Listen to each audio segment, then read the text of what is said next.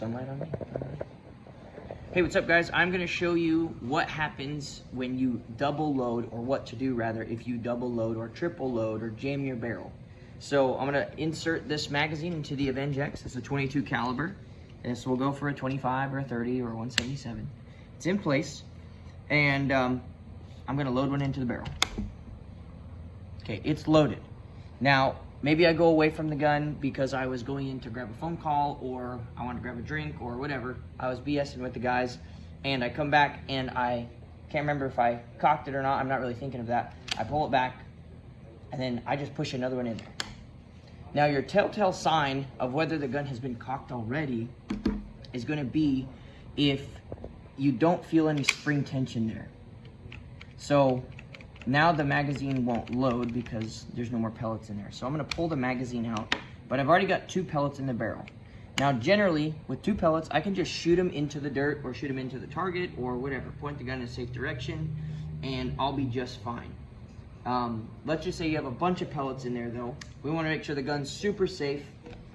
We wanna degas the gun, which on the Avenge X, you have a degassing screw.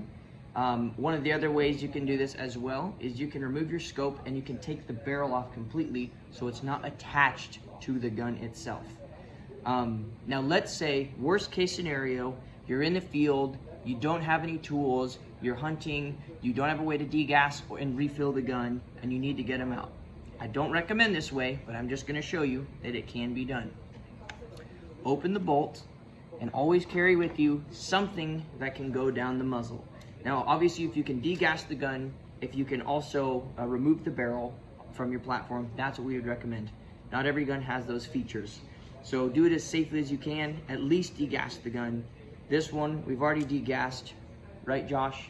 So now we're gonna open up the bolt, hold it back, and take something that's gonna be thin enough to fit down the barrel, but stout enough to not break off in there. We'd recommend something like an aluminum or a brass rod. Brass probably is better, but we're gonna go down the end of the muzzle.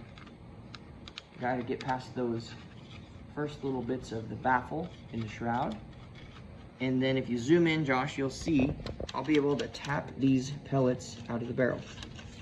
Now it's clear. Now I got nothing in there and I've de-jammed my gun.